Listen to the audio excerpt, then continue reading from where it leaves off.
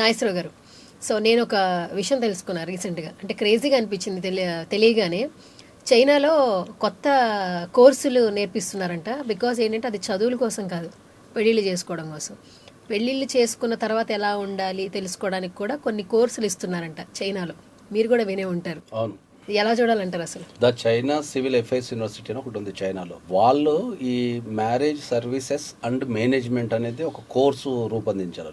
ఈ కోర్సులో ఏంటంటే పెళ్లి చూపుల దగ్గర నుంచి మొదలయ్యి మళ్ళా ఫ్యామిలీకి సంబంధించిన ప్రతి విషయంలో పెళ్లి చూపులు ఎట్లా చేయాలా, మ్యారేజ్ ఎట్లా చేయాలా, మ్యారేజ్ చేసిన తర్వాత ఎట్లా కలిసి ఉండాలా, pre marital agreements, post marital agreements, counsellings, ఒకవేళ డైవర్స్ తీసుకోవాలంటే ఎట్లా తీసుకోవాలా డైవర్స్, ఇట్లాంటి ప్రతిదీ పిల్లలకు సంబంధించి, అంటే ఒక పెళ్లి వ్యవస్థకు సంబంధించి that is the first course in the world చైనాలో. ఎందుకంటే ఎక్కడికక్కడికి ఇవన్నీ, అంటే ఇవన్నీ మన ఇండియాలో ఎప్పటి నుంచో ఉన్నాయి, కానీ ఒక కోర్స్ కింద కాలేజీకి వెళ్ళి చదువుకోవాల్సిన పరిస్థితి ఎక్కడ ఏర్పడలే. ఇప్పుడు జనరల్ మనం పెళ్లి చేసుకోవాలంటే ఏం చేస్తాము, మన పూర్వకాలంలో పెళ్లిళ్ళ పేరేళ్ళు ఉంటుండే. పాపం వాళ్ళు ఊరు తిరిగి ఎక్కడెక్కడ ఎవరెవరో చూసి పెళ్లి చేస్తుండే. అక్కడ నుంచి మెల్లగా ఏమైపోయింది, మనకు పెళ్లి సంబంధాలు చూసే వాళ్ళ నుంచి నెక్స్ట్ లెవెల్లో మనకు పెళ్లి సంబంధాలు చూసే ఆఫీసులు ఏర్పడ్డాయి, మ్యాట్రిమోనియల్. దాని నుంచి ఆన్లైన్కి వచ్చినాం మనం. సో వాళ్ళకి అనిపించిందేమో మరి అక్కడ ఇది కూడా ఒక పెద్ద మంచి కోర్సు, చాలా పెద్ద బిజినెస్ అని చెప్పేసి ఈ రకరకాల అన్ని కలిపి వాళ్ళు ఒక చేసేసి the marriage services and management అంటే పెళ్లి కూడా ఒక సర్వీస్ అండ్ మేనేజ్మెంట్ కింద వాళ్ళు తీసుకొచ్చారు ఆ కోర్స్ని. అక్కడ మంచి ఆ కోర్స్ మంచి డిమాండ్ ఉంది అక్కడ. ఏంటి అసలు ఆ కోర్సులో క్వాలిఫికేషన్ ఏముందా? మామూలుగా దేనికైనా క్వాలిఫికేషన్ ఉంటుంది. అక్కడ డిగ్రీ అంటే ఇంటర్ తర్వాతేనా? ఇంటర్ తర్వాత అది డిగ్రీ కోర్స్ అక్కడ. ఎందుకంటే ఇప్పుడు దాంట్లో నేను చెప్పేది ఏంటంటే ఆ కోర్స్ ఎందుకు వచ్చింది చెప్పు. అట్లాంటి ఒక పెళ్లి కోసం కూడా చదువుకోవాల్సిన పరిస్థితి ఏర్పడేది. అదే ఎందుకు వచ్చింది? డివోర్సెస్ ఎక్కువ అవుతున్నందుకు. డైవోర్స్ ఎక్కువ అవుతున్నందుకు కాదు, న్యూక్లియర్ ఫ్యామిలీస్ వల్ల వచ్చింది ఆ కోర్స్. ఉమ్మడి కుటుంబ వ్యవస్థ నుంచి ఇండివిజువల్ వ్యక్తికి వచ్చిన తర్వాత ఒక వ్యక్తికి కాంటాక్ట్ అనేది తగ్గిపోయింది బాగా.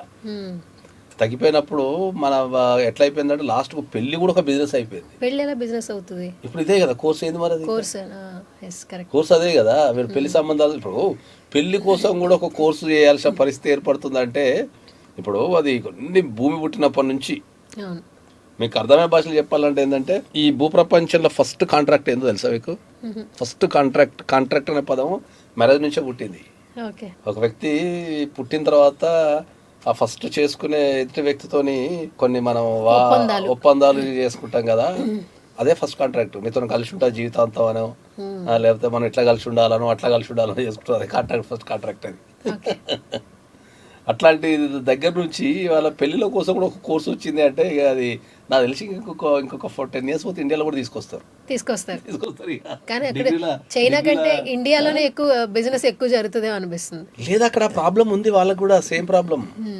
మనకంటే చైనా ఎప్పుడు నాకు తెలిసి ఒక 10 years ముందు ఉంటదేమో. ఒకప్పుడు చైనా జనాభా ఎక్కువ ఉండే, వాళ్ళు పెళ్లి చేసుకోవడం ఆపేసిన చైనాలో కూడా. చైనాలో పెళ్లి చేసుకోవడం చాలా తక్కువ అయిపోయింది. ఫస్ట్ అక్కడ పెట్టిన రూల్ ఏంది, ఇంతకుముందు ఒక పిల్లగాడే ఉండాలా. ఓకే, మెల్లగా తీసేసి ఇప్పుడు ఇద్దరు పెట్టిళ్ళు. ఎందుకంటే అక్కడ యూత్ తక్కువైంది, ముసలు ఎక్కువ పెరిగిపోయారు. సో ఇప్పుడు లాస్ట్కు ఎవడు పెళ్లి చేసుకోవటం లేదని చెప్పేసి ఒక కోర్స్ కూడా పెట్టేసిన. ఇక పెళ్లి ఎట్లా చేయాలా, దాని రూల్స్ ఏముంటాయి, రెగ్యులేషన్స్ ఏముంటాయి, ఏం పాటించాలా, ఏం పాటించదు, అదొక మంచి డిగ్రీ కోర్స్ అది. సో అది ఇంకో 10 years పోతే ఇక్కడ కూడా పెడతాం. ఇప్పుడు చెప్పేటోళ్ళు లేరు ఎక్కడ కూడా. ఇప్పుడు ఏదన్నా ఇంట్లో ఒక శుభకార్యం జరిగితే, ఇప్పుడు నేనే జనరల్ చెప్తున్నా, ఇప్పుడు మా ఇంట్లో రేపు ఏదన్నా నా కొడుకు పెళ్లి జరిగితే ఏం చేయాలో నాకు కూడా తెలియదు. సాంప్రదాయాల గురించి మాట్లాడుతాం. ఒక పెళ్ళి అంటే ముచ్చ పెట్టుకోవాలా, చేసుకోవాలా, ఫంక్షన్ బుక్ చేయాలి, ఇట్లాంటివి తెలుసు. కానీ పెళ్ళి అంటే అది కాదు యాక్చువల్లీ. మన భారతదేశంలో ఇప్పుడు సుప్రీంకోర్టు కూడా మొన్న అందుకే చాలా స్పష్టంగా చెప్పింది, మన హిందూ సాంప్రదాయంలో పెళ్లి అంటే ఏంటంటే అగ్నిగుండం పెట్టి దాని చుట్టూ 7 అడుగులు నడిస్తేనే పెళ్ళైనట్టు. కానీ ఇప్పుడు మ్యారేజెస్ లో ఎక్కడ అగ్నిగుండం అది జరగకపోతే రద్దు అని చెప్తున్నారు కదా సుప్రీంకోర్టు. ఫంక్షన్ హాల్స్ వచ్చాక ఇంకా అగ్నిగుండం ఎక్కడ పెట్టడానికి ఉంటుందని, కాబట్టి ఎవరు పాటించట్లేదు. నాకు తెలిసి అయితే పెళ్లి చుట్టూరు 7 అడుగులు నడిచే కల్చర్ అయితే ఈ మధ్య కాలంలో అయితే తక్కువ అయిపోయి ఉండొచ్చు. ఓకే, తక్కువ అయిపోయి ఉండొచ్చు. ఎందుకంటే నేను కూడా పెళ్లికి వెళ్తా కూడా మనం లాస్ట్లో భోజనాల టైంకో లేకపోతే దీవించే టైంకో వెళ్ళిపోతుంది తప్ప మొదటి నుంచి కూర్చొని పెళ్లి చూసి ఓపిక ఈ రోజులు ఎవరికి ఉంది? టైం లేదు, ఫస్ట్ ఎవరికి టైం లేదు. ఉన్నా పోతున్నారో గంట నిలబడుతున్నారు, హాయ్ బాయ్ విషయం చెప్పేసి వచ్చేస్తాం తప్ప పెళ్ళిలో పాల్గొనాలా, పెళ్ళిలో ఉన్న రకరకాల తంతులో పాల్గొనాలనేది అది పెట్టడం కూడా. ఫంక్షన్లు పెడితే ఇంకా తంతులు ఏముంటాయి, డైరెక్ట్ స్టేజ్ మీద కూర్చోబెడతారు, ఆ మంత్రాలు చదివేస్తారు, పంపించేస్తారు. సో ఇట్లాంటి సాంప్రదాయాల్ని మనం ఆచారాలని మర్చిపోయినాం కాబట్టి అవి గుర్తు చేయాల్సిన బాధ్యత ఉంది. కాబట్టి అట్లాంటి కోర్సులు పుడతాయేమో ఇంకా ఇండియాలో. చైనా వాడు పెట్టినట్టే మెల్లమెల్లగా మన ఇండియాలో కూడా వస్తుందంట. కార్పొరేట్ తీసుకొచ్చేస్తారు ఇక దానికి. అంటే ఇంకో డాక్టర్లు ఇంజనీర్లు కాకుండా పెళ్లిళ్ళ గురించి కోర్సులు చేసే వాళ్ళు ఎక్కువ ఉంటారు. మేబీ వీళ్ళు రేపు నాడు మళ్ళీ బిజినెస్గా మీరు అన్నట్టు మళ్ళీ అదొక కాంట్రాక్ట్గా మారి మళ్ళీ అవి అంచెలంచెలుగా ఒక బిజినెస్ లాగా మారిపోయిద్దేమో. మారిపోతుంది జనరల్గా. ఇప్పుడు ఇండివిజువాలిటీ పెరిగిపోయింది కదా, ఇండివిజువాలిటీ పెరిగిపోయింది కాబట్టి పెళ్ళిళ్ళు కష్టం. అది చైనాలో ఆల్రెడీ ఇప్పుడు వాళ్ళు కోర్సు పెట్టిండట, విపరీతం డిమాండ్ ఉంది చైనాలో. అది డిమాండ్. ఫీజ్ గురించి ఏమైనా తెలుసా మీకు? అంటే అంత డిమాండ్ ఇప్పుడు అక్కడ పోయి చదువుతారా ఏంది తెలుసుకోవడానికి అంటే డిజిటల్ ప్లాట్ఫామ్ లో అందరికి క్యూరియస్ ఎక్కువ కదండి. ఆల్రెడీ పెళ్లి మీద బిజినెస్ అంటేనే చాలా క్యూరియస్ గా వింటారు. డిజిటల్ ప్లాట్ఫామ్ లో దాని ఫీజు గురించి కాకపోయినా ఏంటంటే ఇప్పుడు ఈ టాపిక్ మనం ఎందుకు మాట్లాడుతున్నాం అంటే what are the changes in the matrimonial issues అనేది మనం చెప్తున్నాం. పెళ్లి కోసం కూడా ఒక కోర్సు పెట్టాల్సిన పరిస్థితి ఏర్పడ్డది ఇది భూప్రపంచానికి అని చెప్తున్నది దీని ముఖ్య ఉద్దేశం. ఇక ఫీజు డీటెయిల్స్, కోర్స్ డీటెయిల్స్ చదువుకుంటా అంటే ఆ వెబ్సైట్ వాళ్ళు ఏమన్నా చెప్తారేమో. చైనాకి వెళ్ళాల్సిందే. కాకపోతే దాంట్లో ఒక ట్విస్ట్ ఉంది మళ్ళీ. ఏంటి ఆ ట్విస్ట్?